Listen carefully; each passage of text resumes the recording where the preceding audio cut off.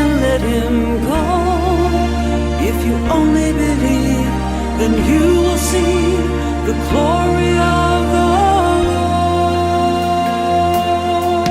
அன்போடு கூட வாழ்த்துகிறேன். இந்த அருமையான ஆராதனையிலே உங்கள் ஒவ்வொருவரையும் அன்போடு கூட வரவேற்றுக் கொள்கின்றேன். ஹல்லேலூயா, ஹல்லேலூயா. வாசிக்க கேட்ட வேத பகுதிக்கு நம்முடைய வேதாகமத்தை திருப்பிக் கொள்வோம். யோவான் எழுதிய சுவிசேஷம் 11ஆம் அதிகாரம் 25வது வசனத்திலே ஆண்டவராகிய இயேசு கிறிஸ்து சொல்லுகிறார், நானே உயிர்த்தெழுதலும் ஜீவனுமாயிருக்கிறேன். நானே உயிர்த்தெழுதலும் ஜீவனுமாயிருக்கிறேன். என்னை விசுவாசிக்கிறவன் மரித்தாலும் பிழைப்பான். உயிரோடு கூட இருந்து என்னை விசுவாசிக்கிறவன் மறியாமலும் இருப்பான் என்று சொல்லி ஆண்டவராகிய இயேசு கிறிஸ்து சொல்கிறார். இது யார் இடத்துல சொன்னார்? மார்த்தாள். யார் இடத்துல சொன்னார்?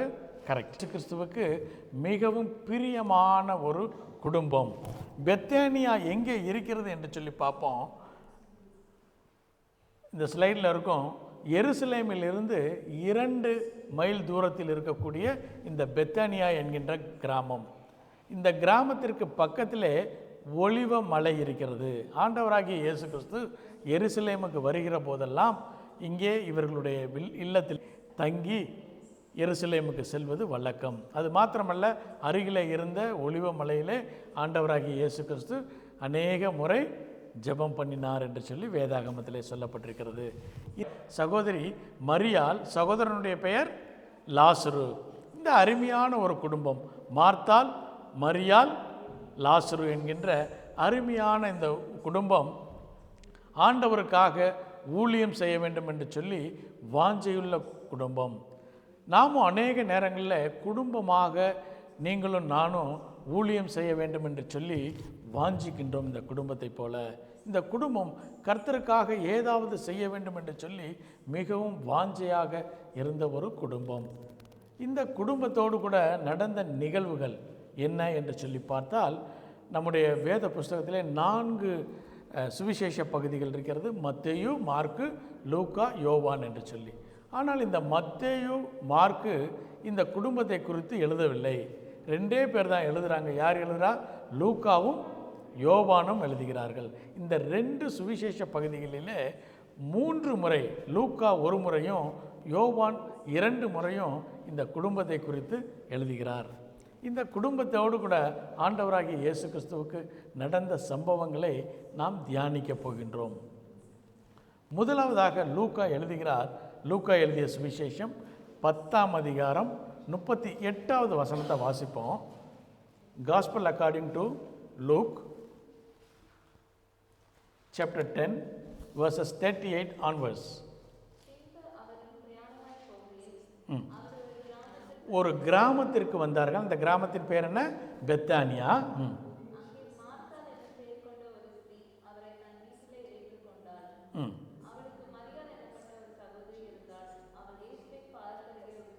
போதும், தேங்க்யூ. மார்த்தாள் என்ன செய்கிறா? ஆண்டவராகிய இயேசு கிறிஸ்து அந்த பெத்தானியா ஊருக்கு வரும்போது ஆண்டவராகிய இயேசு கிறிஸ்துவை சந்தித்து வருந்தி அழைத்து கொண்டாலாம். எப்படி? எங்கள் வீட்டில் வந்து தங்கும் என்று சொல்லி வருந்தி அழைத்தாள். எப்படி இந்த மார்த்தாள், மரியாள், லாசருவுக்கு ஆண்டவராகிய இயேசு கிறிஸ்துவை குறித்து தெரியும் என்று சொன்னால், இந்த அதிகாரத்தின் முற்பகுதியிலே 70 சீஷர்களை 2 பேராக ஆண்டவராகிய இயேசு கிறிஸ்து கிராமங்களுக்கு அனுப்புகிறார். அதிலிருந்து ஏதோ ஒரு 2 சீஷர்கள் இந்த கிராமத்திற்கு வந்திருக்கக்கூடும். அவர்கள் வந்து இந்த இயேசு கிறிஸ்துவை குறித்து இவர்களுக்கு சொன்ன உடனே இயேசு கிறிஸ்துவை பார்க்க வேண்டும் என்று சொல்லி மார்த்தாளுக்கு ஒரு வாஞ்சை இருந்தது. ஆண்டவராகிய இயேசு கிறிஸ்து அந்த கிராமத்துக்கு வருகிறார் என்று சொல்லி கேள்விப்பட்ட போது அவள் போய் ஆண்டவராகிய இயேசு கிறிஸ்துவை வருந்தி தன்னுடைய இல்லத்திற்கு அழைக்கிறார். அநேக நேரங்களில் நீங்களும் நானும் இப்படி தான் ஆண்டவராகிய இயேசு கிறிஸ்துவுக்காக ஏதாவது ஒரு ஊழியம் செய்ய வேண்டும் என்று சொல்லி வாஞ்சிக்கின்றோம். அப்போ அவளுடைய சகோதரி என்ன செய்கிறா? ஆண்டவராகிய இயேசு கிறிஸ்துவனுடைய பாதத்தண்டையிலே அமர்ந்து தேவனுடைய வசனத்தை கேட்டுக்கொண்டிருந்தாள் என்று சொல்லி. அடுத்த வசனம் வாசிப்போம். போதும். பற்பல வேலைகள் ஆண்டவராகிய இயேசு கிறிஸ்துவை அழைத்திருக்கிறாள். அவருக்காக அநேக காரியங்களை ஆயத்தம் பண்ணுகிறாள். அவள் அநேக காரியங்களை தேவனுக்காக செய்ய வேண்டும் என்று சொல்லி வாஞ்சிக்கிறார். நீங்களும் நானும் ஆண்டவராகிய இயேசு கிறிஸ்துவுக்காக ஏதாவது செய்ய வேண்டும் என்று சொல்லி வாஞ்சிக்கிறோம். அதே போல் மார்த்தாள் என்ன செய்கிறா? கர்த்தருக்காக இயேசு கிறிஸ்துவுக்காக காரியங்களை செய்ய வேண்டும் என்று சொல்லி பல ஆயத்தங்களை, ஒருவேளை பலவிதமான டிஷ்ஷஸை செஞ்சு ஆண்டவருக்காக கொடுக்கணுன்னு இருக்கு. ஆனால் அந்த சமயத்தில் என்ன வந்துச்சு? அவளுக்கு வருத்தம் வந்து தான். ஆங்கில வேதாகம், சில வேதாகமத்தில் NIV சொல்லியிருக்கு, ஷி வாஸ் டிஸ்ட்ரக்டட். அவள் செய்ய வேண்டுங்கிற காரியத்தை அவள் மறந்துட்டு யாரை பார்க்குறா? தன்னுடைய சகோதரியை பார்க்குறா. சகோதரியை பார்த்தோன்னே என்ன நடந்துச்சு? அவளுக்கு வருத்தம் உண்டாயிடுச்சு. ஏன் வருத்தம் ஆச்சு? சகோதரி என்ன செஞ்சுக்கிட்டு இருந்தா? உட்காந்து வசனத்தை கேட்டுக்கிட்டு இருக்கிறா. உடனே அவளுக்கு என்ன வந்துச்சு? வருத்தம் வந்தது. அநேக நேரங்களில் நீங்களும் நானும் கர்த்தருக்கு ஊழியம் செய்ய வேண்டும் என்று சொல்லி வாஞ்சிக்கிறோம். ஆனால் பல நேரங்களில் நமக்கு என்ன வந்துடுது? வருத்தம் வருது. ஏன் வருத்தம் வருது? நம்ம என்ன செய்கிறோம்? பக்கத்தில் இருக்கக்கூடிய ஃபெல்லோ பிலீவர்ஸை பார்க்குறோம், ஃபெல்லோ ஒர்க்கர்ஸை பார்க்குறோம், அடுத்த ஊழியக்காரங்களை பார்க்குறோம். பார்த்த உடனே நமக்கு என்ன வந்துருச்சு? வருத்தம் வந்துருச்சு. இதே போல தான் இவளுக்கும் வருத்தம் வந்துச்சு. ஏன்னா தன்னுடைய சகோதரி வேலை செய்யாமல் உட்காந்துருக்கிறா. இவன் என்ன செய்கிறா? வருந்தி எல்லா காரியங்களும் செய்யும்போது அவளுக்கு வருத்தம் வந்தது. மார்த்தாளுக்கு குட் இன்டென்ஷன் இருந்துச்சு இல்லையா? கர்த்தரை வரவேற்க வேண்டும், அவருக்காக ஏதாவது செய்ய வேண்டும் என்று சொல்லி அவளுக்கு நல்ல குட் இன்டென்ஷன் இருந்துச்சு. ஆனால் எது இல்லைன்னா ரைட் ஆட்டிடியூட் இல்லை. ரைட் ஆட்டிடியூட் இல்லை. அவள் ஆட்டிடியூட் எப்படி ஆயிடுச்சுன்னா பக்கத்தில் இருக்கவங்கள பார்க்க ஆரம்பிச்சிருச்சு. நாமும் ஊழியம் செய்யும்போது பக்கத்தில் இருக்கவங்கள பார்த்தோன்னா என்ன ஆயிரும்? டிஸ்ட்ரக்ட் ஆயிரும். நாமும் ஊழியத்தை செய்வதிலே வருத்தம் வந்துவிடும். அதுதான் நாம் கற்றுக்கொள்ள வேண்டிய ஒரு காரியம். நாம் தேவனுக்கென்று ஊழியம் செய்யும்போது தேவனையே பார்த்து நீங்களும் நானும் ஊழியம் செய்ய வேண்டும். நமக்கு நன்றாக தெரிந்த ஒரு சம்பவம், மத்தேயு எழுதிய சுவிசேஷம் வாசிக்க வேண்டாம், 14ஆம் அதிகாரத்தில் 28வது வசனத்திலிருந்து தொடங்கிய அந்த சம்பவம். ஆண்டவராகிய இயேசு கிறிஸ்து இப்போ கலிலேயா கடலில் நடந்து வர்றாரு. சீஷர்கள் எல்லாம் படகுல இருக்காங்க. எல்லாரும் என்ன செஞ்சிட்டாங்க? பயந்துட்டு என்ன சொல்கிறாங்க? ஆவேசம் ஆவேசம் என்கிறார்கள். உடனே ஆண்டவராகிய இயேசு கிறிஸ்து சொல்கிறார், அது நான் தான் என்று சொன்ன உடனே பேதுரு என்ன செய்கிறாரு? நீரே ஆனால் நானும் மண்டையில் நடந்து வர கட்டளையிடும் என்று சொல்லி. அப்போ ஆண்டவராகிய இயேசு கிறிஸ்து என்ன சொல்கிறாரு? நீ நடந்து வா என்று சொல்கிறார். அப்போ என்ன செய்கிறாரு? பேதுரு நடக்கிறார். அவருடைய பார்வை ஆண்டவராகிய இயேசு கிறிஸ்துவின் மீது இருந்தது. அவர் கடலின் மீது என்ன செஞ்சார்? நடக்க ஆரம்பித்தார். தி moment he saw the wind and sea, கடலையும் காற்றையும் பார்த்தபோது என்னாச்சு? அவர் மூழ்கினார். நம்முடைய ஊழியங்களிலும் ஆண்டவராகிய இயேசு கிறிஸ்துவை பார்த்து நீங்களும் நானும் முன்னேறும்போது நம்ம எப்படி செய்வோம்? சரியான பாதையில் நடப்போம். நம்ம எப்போ ஃபெல்லோ பிலீவர்ஸையும் கோ ஒர்க்கர்ஸையும் அடுத்த ஊழியக்காரர்களையும் பார்க்கும்போது நம்மளும் என்ன செய்வோம்? வருத்தம் அடைவோம். அதனால தான் மார்த்தாள் வருத்தம் அடைந்தாள். அவளுக்கு குட் இன்டென்ஷன் இருந்துச்சு, கர்த்தருக்காக ஊழியம் செய்ய வேண்டும் என்று சொல்லி. ஆனால் எது இல்லை? குட் ஆட்டிடியூட் இல்லை. நல்ல எண்ணம் இருந்தது, ஆனால் நல்ல மனம் இல்லை, மன நோக்கம் இல்லாத காரணத்தினாலே அவள் வருத்தம் அடைந்தாள். வருத்தம் அடைஞ்சிட்டு என்ன செஞ்சா? அடுத்த வசனம் வாசிப்போம். 41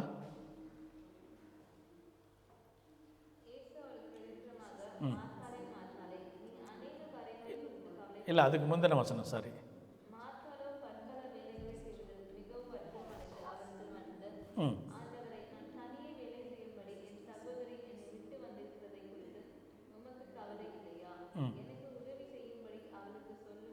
இப்போ என்ன சொல்கிறான்னா, don't you care Jesus, my sister left me alone. Don't you care. யார்கிட்ட போய் சொல்கிறா? இயேசு கிறிஸ்துவின் இடத்துல போய் சொல்கிறா. அது மாத்திரம் இல்லை, அவள் ஒரு சஜஷன் வேறு கொடுக்குறா. என்ன சொல்கிறா? You ask her to help me அப்படின்னு டைரெக்டாக இயேசுவின் இடத்துல போய் சொல்கிறா. அவள் செஞ்சது ரைட்டா? யாரு கூட அவளுக்கு வருத்தம்? சொந்த சகோதரியோட வருத்தம். இவன் என்ன செஞ்சுருக்கலாம்? யார்கிட்ட போய் பேசியிருக்கலாம்? சகோதரிகிட்டே போய் பேசியிருக்கலாம். ஆனால் இவன் என்ன செய்கிறா? டைரெக்டாக போய் யார்கிட்ட பேசுகிறா? ஜீசஸ்கிட்ட பேசுகிறா. இது கரெக்டா? கரெக்டான அப்ரோச்சா இல்லையா? கரெக்டான அப்ரோச்சா? கரெக்டா இல்லையா? சப்போஸ் நம்மளுடைய ஃபேமிலியில் whenever we are facing some disagreement, இல்லை ப்ரியாரிட்டி இஷ்யூ வருது, அப்போ நம்ம என்ன செய்வோம்னா, நம்ம டைரெக்டாக சால்வ் பண்ண முயற்சிப்போம். நம்ம போய் டைரெக்டாக let us negotiate, we will do it. அப்போ என்ன ஆயிரும்னா, பழைய நிலைமையை காட்டிலும் இந்த நிலைமை கேடுபாடாகி ஆகிவிடும். If you want to stitch the cloth, we cannot stitch with the knife. Already அவள் டிசைட் பண்ணிட்டா யார் தப்பு. மார்த்தாள் நினச்சிட்டா யார் தப்பு? மரியாள் தப்பு என்று சொல்லி நினச்சிட்டா. அதனால தான் போய் சொல்கிறா, ஆண்டவரே நீ அவள் இடத்துல சொல்லும் எனக்கு வந்து உதவி செய்ய சொல்லி. அப்போ மார்த்தாள் கிளியராக இருக்கிறா, யார் கரெக்டு, அவள் கரெக்டு என்று சொல்லி. அந்த சூழ்நிலையில் அவள் போய் சகோதரி இடத்துல பேசினா கண்டிப்பாக சுச்சுவேஷன் பெஸ்ட்டாக இருக்க முடியாது. அவள் கரெக்டான அப்ரோச் செய்கிறா. யார்கிட்ட போய் சொல்கிறா? இயேசு கிறிஸ்துவின் இடத்துல சொல்கிறா. நம்முடைய வீடுகளிலும் அல்லது நம்முடைய ஆலயத்தில் அல்லது நம்ம வேலை செய்கின்ற ஸ்தலத்தில் நமக்கு டிஸ்அக்ரிமெண்ட், ப்ரியாரிட்டி இஷ்யூ வந்தால் உடனே யார்கிட்ட போய் தெரியப்படுத்தணும்னா கர்த்தரிடத்தில் தெரியப்படுத்தணும். அப்போ இயேசு கிறிஸ்துவின் இடத்துல இவ கரெக்டாக அப்ரோச் பண்ணுறான். முதல்ல நம்ம பார்த்தோம், குட் இன்டென்ஷன் இருந்துச்சு, எது இல்லை, ரைட் ஆட்டிடியூட் இல்லை. பட் இப்போ வந்து she is having the good approach. யார்கிட்ட போய் சொல்கிறா? இயேசு கிறிஸ்துவின் இடத்துல போய் சொல்கிறா. அவளுக்கு தெரியும் இயேசு கிறிஸ்துவின் இடத்துல சொன்னால் அதுக்கு சொல்யூஷன் கிடைக்கும் என்று சொல்லி அவள் போய் இயேசு கிறிஸ்துவின் இடத்துல போய் சொல்கிறா.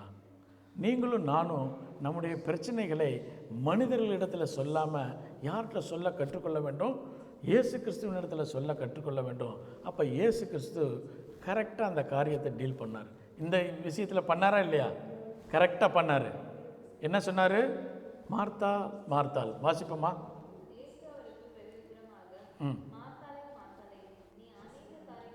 You are troubling and worrying about many things.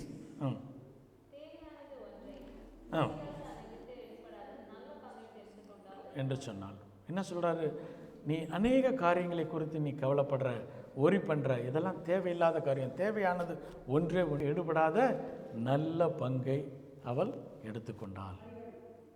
நல்ல ஒரு பங்கை மரியாள் எடுத்துக்கொண்டாள் என்று சொல்லி, மரியாள் நல்ல பங்கை எடுத்துக்கொண்டாள் என்று சொன்ன உடனே நமக்கு யாராவது வந்து இந்த மாதிரி சொன்னால் என்ன வரும்? கோபம் வரும் இல்லை? என்ன எப்படி நீங்கள் தப்பு சொல்லலாம் அப்படின்னு. ஆனால் மார்த்தாள்கிட்ட இருந்த நல்ல ஒரு ஆட்டிடியூட் என்னென்னா, அவள் ஓப்பனான மைண்டாக இருந்தால் தன்னுடைய தவறை ஆண்டவராகிய இயேசு கிறிஸ்து சொல்லும்போது தன்னை மாற்றிக்கொள்ள அவள் சித்தமாக இருந்தாள். Be open.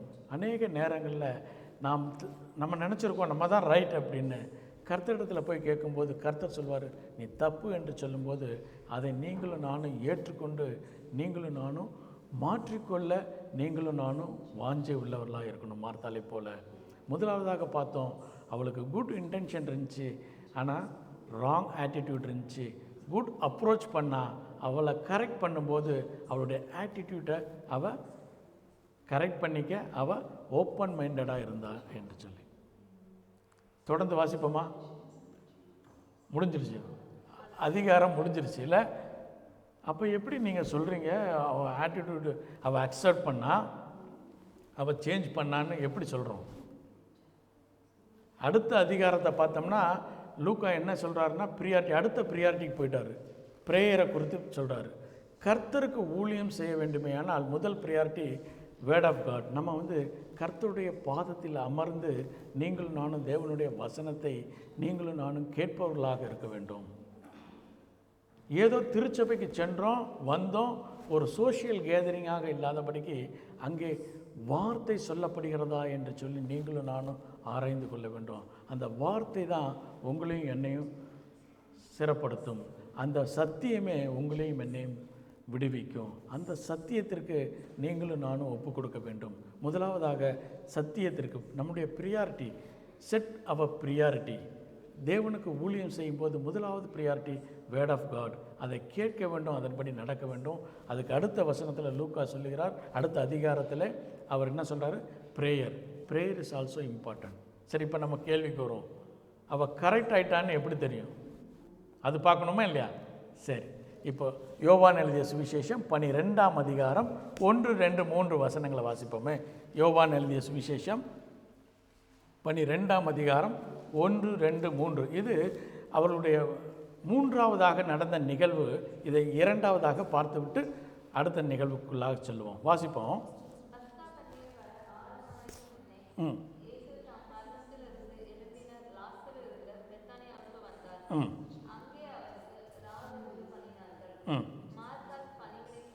யார் பணிவிடை செய்தால்? மார்த்தாள் என்ன செஞ்சுக்கிட்டு இருந்தா? பணிவிடை செய்தால். தொடர்ந்து வாசிப்போம்.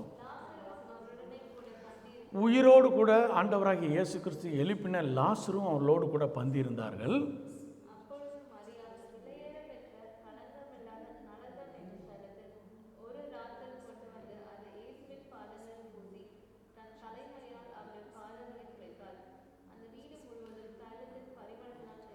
போதும். இப்பயும் மரியாள் எங்கே தான் உட்காந்துருக்கா? ஆண்டவராகிய இயேசு கிறிஸ்துவனுடைய பாதத்தின் அண்டையில் அமர்ந்திருக்கிறாள். இப்போ மரியாளுக்கு கரெக்ட் ஆகலைன்னா இப்போ போய் மறுபடியும் கம்ப்ளைண்ட் பண்ணியிருக்கணும்.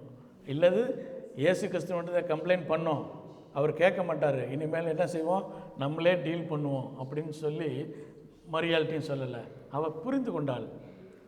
ஆண்டவராகிய இயேசு கிறிஸ்து சொன்ன காரியத்தை மாற்றப்பட வேண்டியவள் மரியாள் அல்ல, மாற்றப்பட வேண்டியவள் நீ என்று சொன்னபோது மார்த்தாள் தன்னுடைய தவறை உணர்ந்தபடினாலே இந்த இன்சிடெண்ட்டில் என்ன செய்கிறா? அவள் அவளுடைய வேலையை செஞ்சுக்கிட்டே இருக்கிறாள். மரியாள் என்ன செய்கிறா? ஆண்டவராகிய பாதத்தில் அமர்ந்து இருக்கிறார். அப்போ ஆண்டவராகிய இயேசு கிறிஸ்துவுக்கு நீங்களும் நானும் ஊழியம் செய்ய வேண்டுமேயானால் மார்த்தாளை போல நீங்களும் நானும் இருக்க வேண்டும். மார்த்தாளை போல டூவர்ஸ், செயல்படுகிறவர்களாக இருக்க வேண்டும். அது எப்படி செயல்பட வேண்டும் என்றால், முதலாவதாக எப்படி இருக்கணும்? குட் இன்டென்ஷன் இருக்கணும், ரைட் ஆட்டிடியூட் இருக்கணும். அதுக்கப்புறம் என்ன செய்யணும்? குட் அப்ரோச் இருக்கணும். அப்போ தான் நீங்களும் நானும் ஆண்டவராகிய இயேசு கிறிஸ்துவுக்கு ஊழியம் செய்ய வேண்டும். நான் சொல்லலாம், மரியாள் மாத்திரம் தன்னுடைய நல்ல பங்கை எடுத்துக்கொள்ளவில்லை, மார்த்தாலும் தன்னுடைய தனக்கான பங்கை, நல்ல பங்கை அவளும் எடுத்துக்கொண்டாள். அவள் நினச்சா இனி நம்ம செய்கிறது தவறு என்று சொல்லி தன்னை திருத்தி கொண்டு தன்னுடைய வேலைகளை செய்யும்போது கூட அவளுடைய காது எங்கே இருந்துச்சா? ஆண்டவராகிய இயேசு கிறிஸ்து சொல்லுகிற போதனைகளின் மீது இருந்துச்சு. அதனுடைய காரிய நேரத்தில் பார்ப்போம், அவள் தேவன் சொல்லுகிற எல்லா வசனங்களையும் கேட்டுக்கொண்டே தன்னுடைய பணிகளை செய்தாள். இப்போ அவள் போய் கம்ப்ளைண்ட் பண்ணல, ஏன்னா அவள் தெரிஞ்சிருச்சு மரியாள் அவளுடைய பணியை செய்யட்டும், நான் என்னுடைய பணியை செய்வான். ஃபர்ஸ்ட் ப்ரியாரிட்டி என்னது? Word of God. நான் அந்த பணிகளை செய்தாலும் தேவனுடைய வசனத்தை நான் கேட்பேன் என்று சொல்லி அவள் கவனமாய் தன் பணிகளையும் செய்தால், கர்த்தருடைய வசனத்தையும் கேட்டுக்கொண்டிருந்தாள். இப்படிப்பட்ட மார்த்தாலும் மரியாளும் ஆண்டவராகிய இயேசு கிறிஸ்துவனுடைய ஊழியத்திற்கு தேவை. மரியாள் என்ன செஞ்சால்? பாதத்தின் அண்டையிலே மாத்திரம் அமர்ந்து கேட்கவில்லை, தன்னிடத்தில் இருந்த பொருளை தேவனுக்காக கொடுத்தாள். பொருள் கொடுக்கணுன்னா ஒன்லி ஆஃபர் மாத்திரம் கிடையாது, மணி மாத்திரம் கிடையாது, நம்முடைய நேரத்தை தேவனுக்காக கொடுக்க வேண்டும். இப்போ அநேக பிரசங்கிப்பார்கள், அவள் பணத்தை கொடுத்தா என்று சொல்லி. பணத்தை கொடுத்தா எதற்காக கொடுத்தாள் என்று சொன்னால், வேத வசனம் தீர்க்க தரிசனம் நிறைவேறும் வண்ணமாக பழுதற்ற ஆட்டுக்குட்டியாக ஆண்டவராகிய இயேசு கிறிஸ்து மாற்றப்பட வேண்டுமே. ஆனால் அவருடைய கால்களில் இருக்கக்கூடிய புண்கள் ஆற வேண்டும். அதனால் அவள் 300 பணத்திற்கு, அதாவது ஒரு வருடம் பூரா சம்பாதித்த பணம், ஒரு வருடம் பூரா சேவித்த பணம் அல்ல, ஒரு வருடம் பூரா அவள் சம்பாதித்த பணத்தை ஆண்டவராகிய இயேசு கிறிஸ்துவின் பாதத்தில் போட்டாலாம். போட்ட உடனே அவர் பழுதற்ற ஆட்டுக்குட்டியாக மாற வேண்டும் என்று சொல்லி தேவனுடைய தீர்க்க தரிசனங்களை, தேவனுடைய காரியங்களை, திட்டங்களை செயல்படும் வண்ணமாக அவள் தன்னை கொடுப்பவளாக இருந்தாள். அப்போ 2 பேர் முக்கியமானவர்கள், டூவர்ஸும் வேணும், கிவர்ஸும் வேணும். 3வது ஒரு நபர் இருந்தார். யார் அவர்? லாசரு. லாசரு எப்படி ஊழியம் செஞ்சார்? தன்னையே லிவிங் விட்னஸாக கொடுத்தார். இல்லை, லிவிங் விட்னஸாக அவர் கொடுத்தார். அதை தான் நம்ம தியானிக்க போகின்றோம். யோவான் எழுதிய சுவிசேஷம் 11ஆம் அதிகாரத்தில் இந்த சம்பவம் கொடுக்கப்பட்டிருக்கிறது. 3வது வசனத்திலிருந்து வாசிக்க கேட்போம். 3-4 வசனங்களை வாசிப்போம்.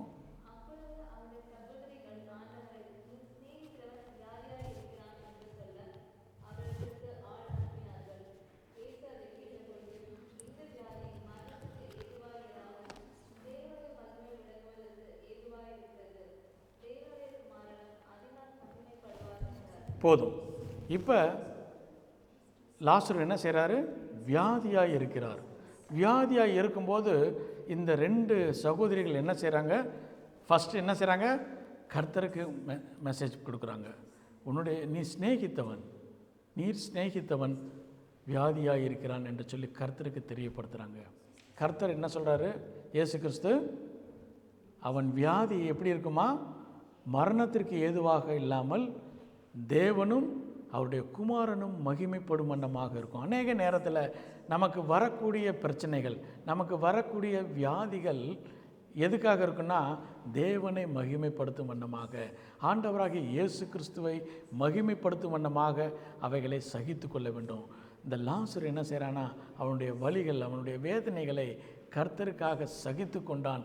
அதன் மூலமாக தேவனுடைய மகிமை, கர்த்தருடைய மகிமையும் அவருடைய குமாரனுடைய மகிமையும் மகிமைப்பட்டது. அவருடைய மகிமை பண்ணும் வண்ணமாக அவன் தன்னுடைய உடம்பை, தன்னுடைய சரீரத்தை விட்டு கொடுத்தான்.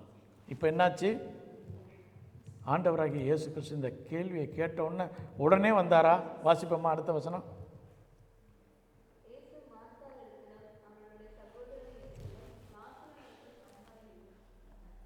6வது வசனம் வாசிப்போமே.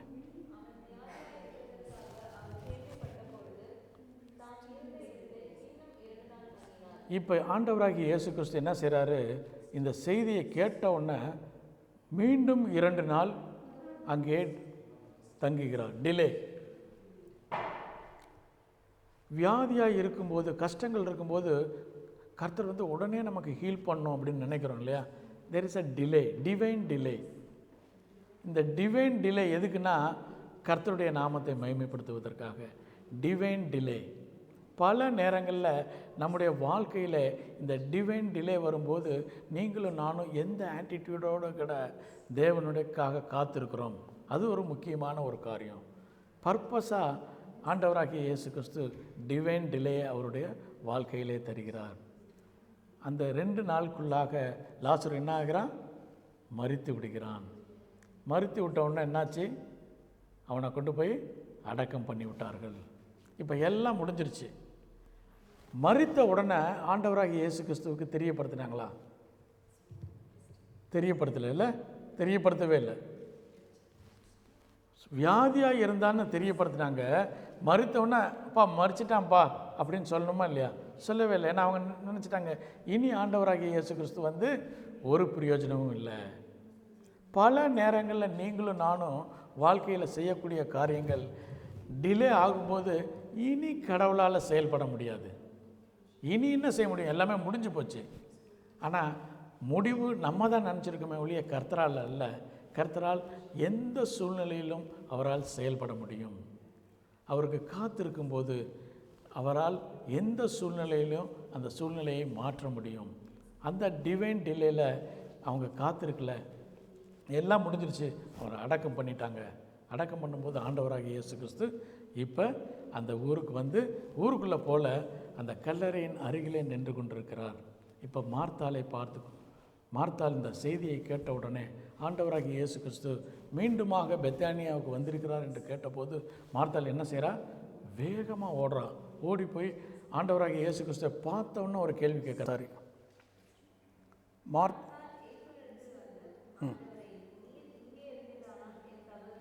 மரித்து இருக்க மாட்டான். அவள் சொல்கிறா, நீங்கள் இங்கே இருந்தீங்கன்னா கண்டிப்பாக மரித்திருக்கவே மாட்டான். நீங்கள் இல்லை, அதனால தான். அநேக நேரங்களில் நாமும் அப்படி தான் செய்வோம். கர்த்தர் நம்மோடு கூட இருந்தால் பிரச்சனை இல்லை என்று சொல்லி கர்த்தர் எந்த நேரத்திலும் செயல்பட வல்லவராக இருக்கிறார். அவரிடத்தில் வந்த போது அவர் சொல்கிறார், ஆண்டவரே நீர் எங்களோடு கூட அந்த வியாதியாக இருந்தபோது நீங்கள் பார்த்துருந்தீங்கன்னா எல்லாமே மாறி இருக்கும். அப்போ தான் ஆண்டவராகிய இயேசு கிறிஸ்து 23 சொல்கிறாரு. நீ வாசிப்போம் 23 போதும். உயிர் தெழுவான், உன்னுடைய சகோதரன் உயிர் தெழுவான் என்று சொன்னபோது அவ என்ன சொல்கிறா?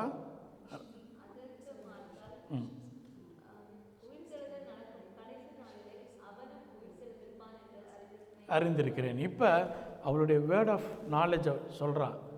அவள் சமையல் பண்ணி கொண்டிருந்த போது, ஆயத்தங்களை பண்ணி கொண்டிருந்த போது கர்த்தர் சொன்ன வசனங்களை கேட்டபடினாலே அவளுக்கு நல்லா தெரிஞ்சிருக்கு, கர்த்தருடைய நாளில் அவர் என்ன செய்வார்? உயிரோடு கூட எழுப்புவார். கண்டிப்பாக நடக்கும் ஆண்டவரே சொல்கிறாரு. அப்போ ஆண்டவராக இயேசு கிறிஸ்து என்ன சொல்கிறாரு? வாசிப்போம். நானே உயிர் தெழுதலும் ஜீவனுமாக இருக்கிறேன், என்னை விசுவாசிக்கிறவன் மரித்தாலும் பிழைப்பான். நீ மரித்துட்டான் நீ நினச்சிக்கிட்டு இருக்கிற, மரித்தாலும் அவன் பிழைப்பான் என்று சொல்லி இந்த வசனத்தை சொன்ன உடனே நீ விசுவாசிக்கிறாயா என்று கேட்டபோது அவர் சொல்கிறாரு, ஆமாண்டவரே நான் விசுவாசிக்கிறேன், நீர் தேவகுமாரனாகிய மேசியா இயேசு என்று சொல்லி நான் அறிந்திருக்கிறபடினாலே உம்மை நான் விசுவாசிக்கிறேன் என்று சொல்லி யாரை போய் கூட்டிகிட்டு வரா? மரியாளை கூட்டி கொண்டு வருகிறாள். இப்போ மார்த்தாள் ஆண்டவராகிய இயேசு கிறிஸ்துவோடு கூட பேசும்போது இந்த அற்புதத்தை அவர் செய்யலை. எதுக்காக வெயிட் பண்ணிட்டு இருக்காருன்னா, யார் வரணும்? மரியாள் வர வேண்டும் என்று சொல்லி. இப்போ மரியாள் வர்றா. வாசிப்போமா?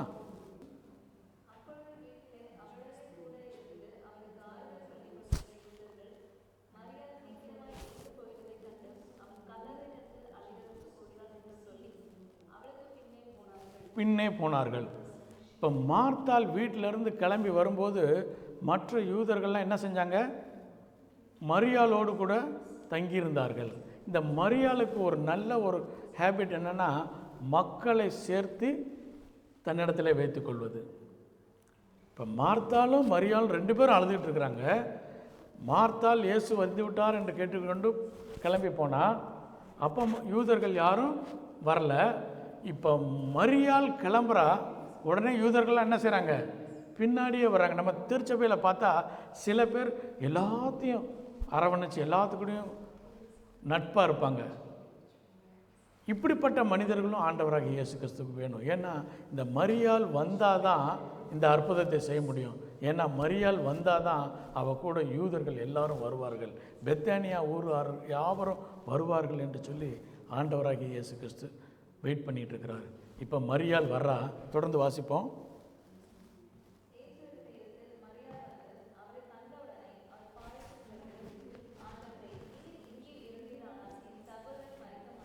இவளும் அதே வசனத்தை சொல்கிறான், நீர் இங்கே இருந்திருந்தால் என்னுடைய சகோதரன் மரித்திருக்க மாட்டான். தொடர்ந்து வாசிப்போம்.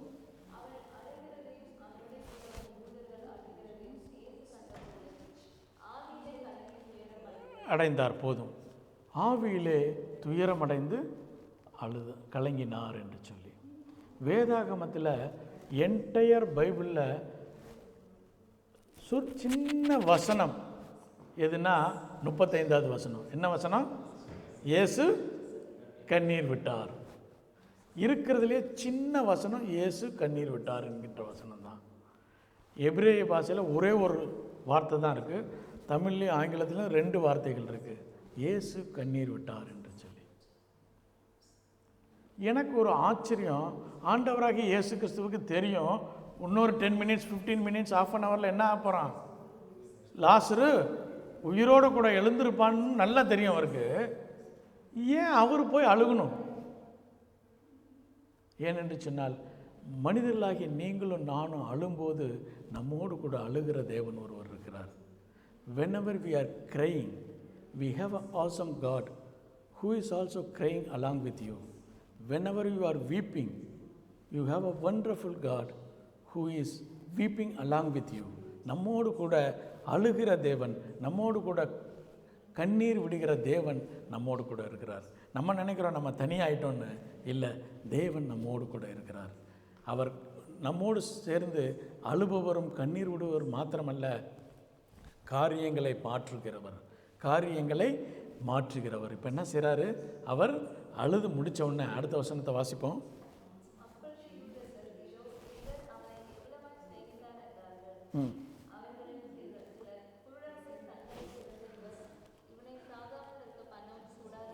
எல்லாரும் இப்போ எல்லாரும் அவங்கவுங்க ஒப்பீனியனை சொல்கிறாங்க. இவர் இருந்திருந்தா எல்லாமே நடந்திருக்கும் என்று சொல்லி 39 கல்லை எடுத்து போடுங்கள் என்றார். ஒன்றே மார்த்தாள் என்ன சொல்கிறாங்க? வாசிப்போம் அதே வசனம்.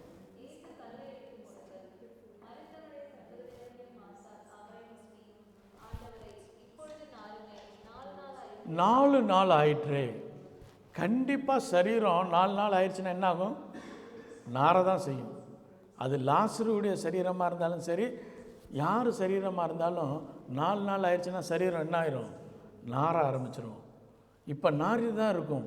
அவள் சொல்கிறா, கல்லை எடுத்து போடுங்களே என்று ஏன் சொல்லுகிறீர்? இப்போ நாரம் ஆண்டவரே வேண்டாம், இந்த கல் எடுத்து போட வேண்டும். ஏன்னா கர்த்தர் சொல்லுகிற காரியத்தை கர்த்தர் சொல்கிறாரு.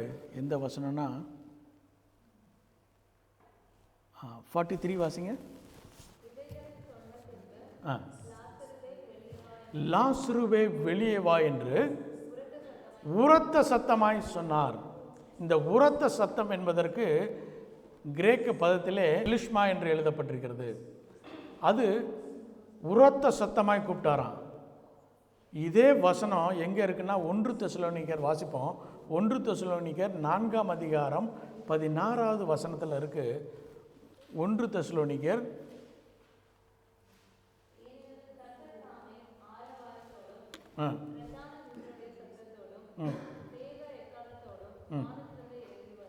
போதும். எப்போ இறங்கி வருவார்? மரித்தவர்கள் உயிரோடு கூட எழுந்தபோது ஆரவாரம், கர்த்தருடைய ஆரவாரம், ஆண்டவராகிய இயேசு கிறிஸ்துவின் ஆரவாரம். அதே வசனத்தை இங்கே சொன்னார், உரத்த சத்தம் என்று சொல்லி மொழிபெயர்க்கப்பட்டிருக்கிறது. அதே சத்தம்.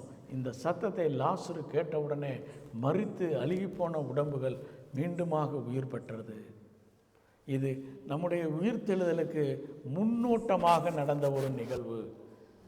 இந்த நிகழ்வு மூலமாக நீங்களும் நானும் விசுவாசிக்க முடியும், நாமும் ஒரு நாள் உயிர்த்தெழுவோம் என்று சொல்லி. நம்முடைய உயிர்த்தெழுதலுக்கு முன்னோட்டமாக தேவன் அவர் காரியங்களை செய்த காரியங்களை நீங்களும் நானும் தியானித்து கொண்டிருக்கிறோம். அவர் உரக்க சத்தமாக சொல்கிறார், ஒரு மரித்த மனிதன் உயிரோடு கூட எழ வேண்டுமே ஆனால் தேவனுடைய ஆண்டவராகிய இயேசு கிறிஸ்துவனுடைய உரத்த சத்தத்தை நீங்களும் நானும் கேட்க வேண்டும். அதுக்கு தான் அந்த கல்லை எடுத்து போடுங்கள் என்று சொன்னார். மரித்த மனிதனை உயிரோடு கூட எழுப்பக்கூடிய வல்லமை படைத்த ஆண்டவராகிய இயேசு கிறிஸ்துவுக்கு இந்த கல்லை மாற்றுவது எவ்வளவு ஈஸியான காரியம். ஒரு சின்ன ஒரு நில அதிர்வு கொடுத்துருந்தா என்ன ஆயிருக்கும்? இந்த ஸ்டோன் போயிருக்கும். ஆனால் அவர் என்ன சொல்கிறாரு? நீங்கள் இந்த கல்லை எடுத்து போடுங்கள். இன்றைக்கும் அநேகர் மரித்த நிலையிலே லாசருவை போல இருக்கிறார்கள். ஒருவேளை உலக பிரகாரமான மரணம் அல்ல, ஆவிக்குரிய மரணத்தில் இருக்கிறாங்க. அவங்க கர்த்தருடைய வசனத்தை கேட்க வேண்டுமே ஆனால் நீங்களும் நானும் என்ன செய்ய வேண்டும்? அவர்களுடைய கல்லை நீங்களும் நானும் புரட்ட வேண்டும். ஒருவேளை நீங்களும் நானும் மரித்த சூழ்நிலையில் லாசருவை போல இருந்தோம். ஆவிக்குரிய மரணத்தில் யாரோ ஒருவர் நம்முடைய கல்லை புரட்டி போட்டதினாலே தேவனுடைய சத்தத்தை நீங்களும் நானும் கேட்டோம். அந்த கேட்டதினால தான் நீங்களும் நானும் என்ன செஞ்சுருக்கிறோம்? உயிரோடு கூட இருக்கிறோம், ஆவிக்குரிய உயிர்த்தெழுதலோடு கூட இருக்கிறோம். அதே போல் நீங்களும் உயிர்த்தெழுந்த நிலைமையில் இருக்கக்கூடிய நீங்களும் நானும் மற்றவர்களுடைய கற்களை நீங்களும் நானும் புரட்ட வேண்டும். அப்போ தான் அவர்கள் தேவனுடைய சத்தத்தை கேட்டு உயிரோடு கூட எழுவார்கள். முதலாவதாக நீங்களும் நானும் செய்ய வேண்டிய காரியம், தேவனுக்காக ஊழியம் செய்ய வேண்டுமே ஆனால் மற்றவர்களுக்கு இருக்கக்கூடிய கல்லை நீங்களும் நானும் புரட்ட வேண்டும். ஏன் புரட்ட வேண்டும்? அவர்கள் தேவனுடைய சத்தத்தை கேட்க வேண்டுமே ஆனால் அந்த கல் புரட்ட வேண்டும். இப்போ லாசரு என்ன செய்கிறாரு? கர்த்தருடைய சத்தத்தை கேட்டார். கேட்டவுடனே அவர் என்ன செய்கிறாரு? எப்படி? கட்டப்பட்ட சூழ்நிலையில் இருக்கிறார். இப்போ எந்த சூழ்நிலையில் இருக்கிறாரு? கட்டப்பட்ட சூழ்நிலை. நம்ம ஏற்கனவே பார்த்தோம், பிரேதத்தை எப்படி கட்டுவாங்கன்னா கழுத்திலிருந்து கால் வரையிலே ஒரு சீலையினாலே கட்டுவார்கள். பின்பு மற்றொரு சீலை எடுத்து காலிலிருந்து கழுத்து வரையில் கட்டுவார்கள். மூன்றாவது சீலை எடுத்து முகத்தை கட்டுவார்கள். இப்போ கட்டப்பட்ட சூழ்நிலையில் லாசரு இருக்கிறான். லாசருவின் கல்லறையை பார்த்தவங்களுக்கு தெரியும், அங்கேருந்து ஏறி நடந்து மேலே வர்றதுக்கு இப்போ என்ன செஞ்சுருக்காங்க? ஸ்டேர் கேஸ்க்கு அழகாக கைப்பிடிலாம் போட்டிருக்காங்க, ஏறலாம். அப்போ அவனுக்கு எதுவுமே இல்லை, அவனா ஏறி வரணும்.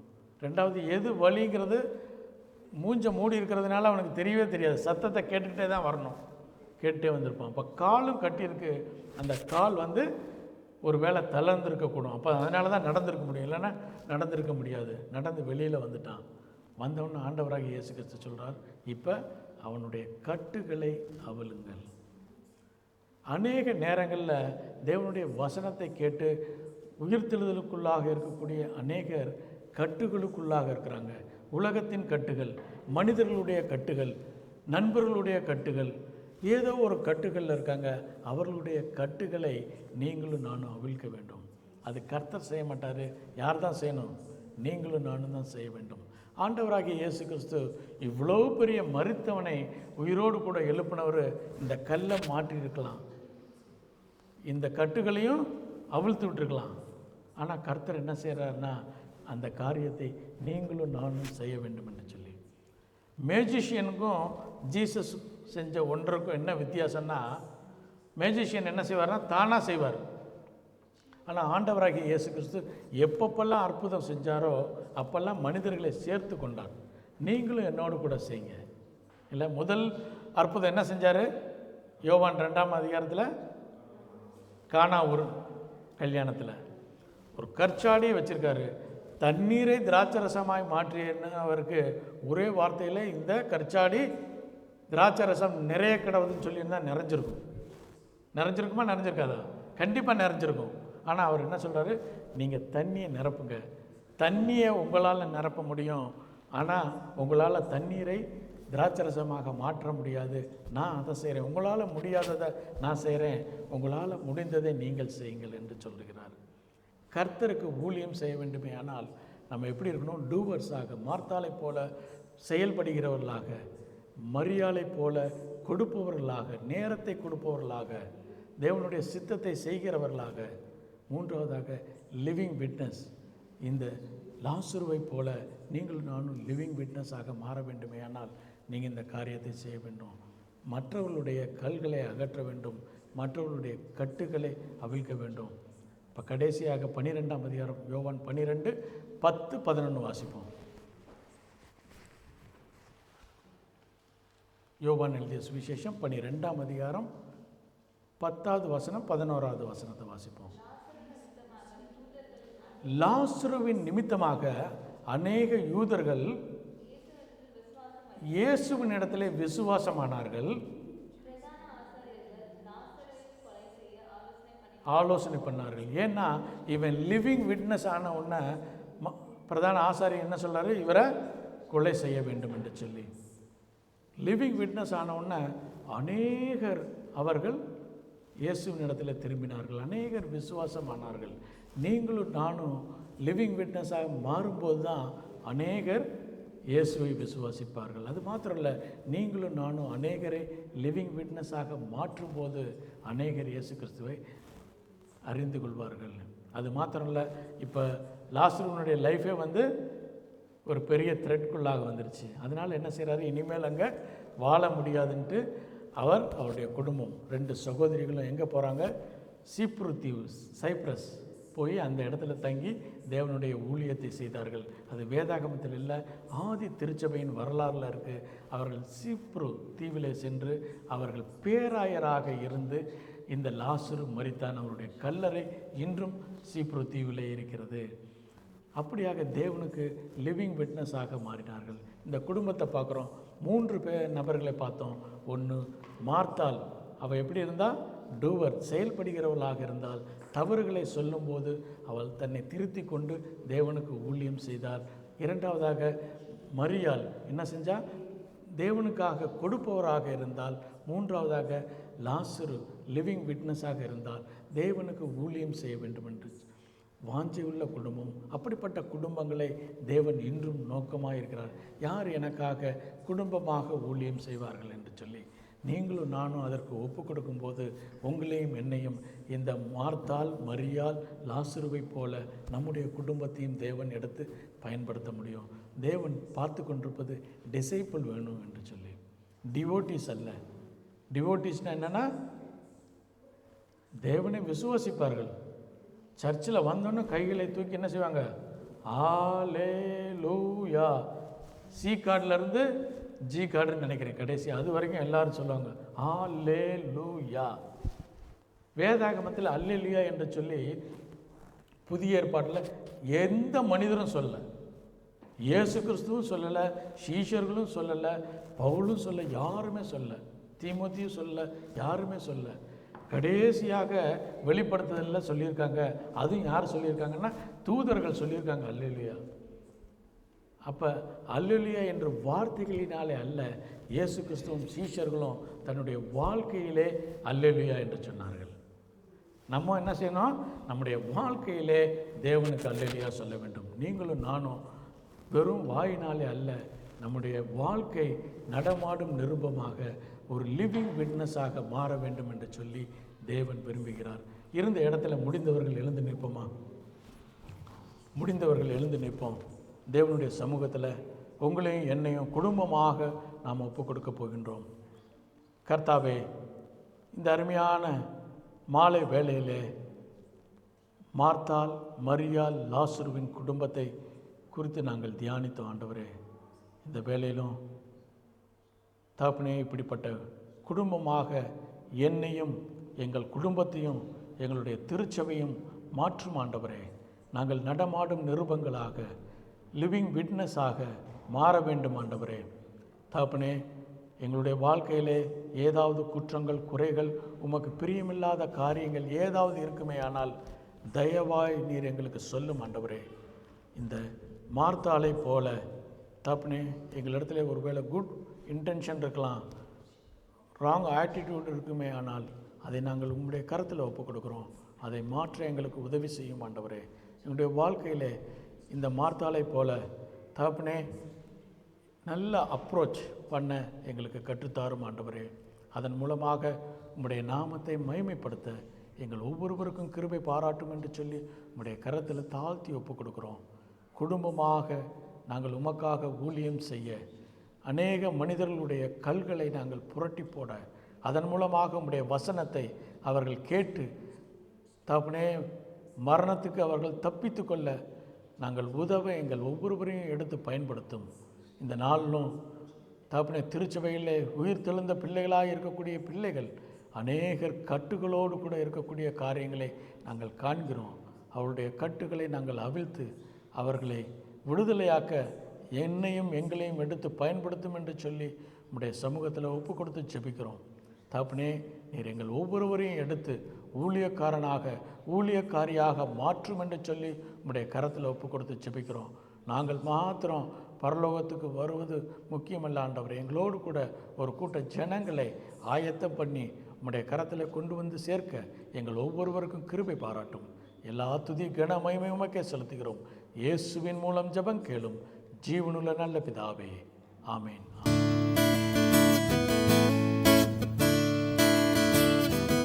I am the resurrection and the life. He who believes in me, though he may die, he shall live.